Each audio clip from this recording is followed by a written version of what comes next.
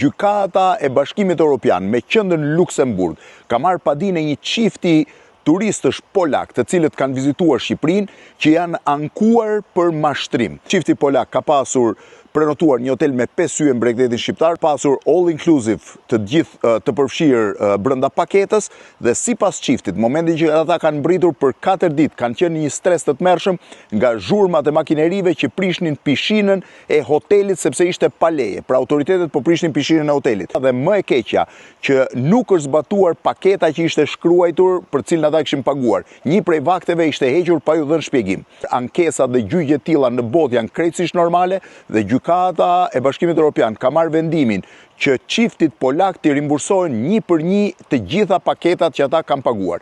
Njëkohësisht pritet të vazhdojë një hetim më pas nëse autoritetet e hotelit kanë pasur dieni për shëmbjen, janë njoftuar paraprakisht dhe i kanë mashtruar pushuesit e tyre që nuk i kanë njoftuar që do të kishte një shëmbje. Ky precedent është një precedent tejet i rrezikshëm për të gjithë ata operatorë turistik që nuk zbatojnë rregullat, që shpeshherë mashtrojnë, që nuk janë korrekt dhe praktikisht Shqipëria nuk mund të jetë një ishull i veçuar në tregun e turizmit, do të jetë pjesë e integruar. Nëse silleni me ndershmëri, nëse zbatoni kontratat, nëse jeni korrekt, gjithçka do shkojë mirë.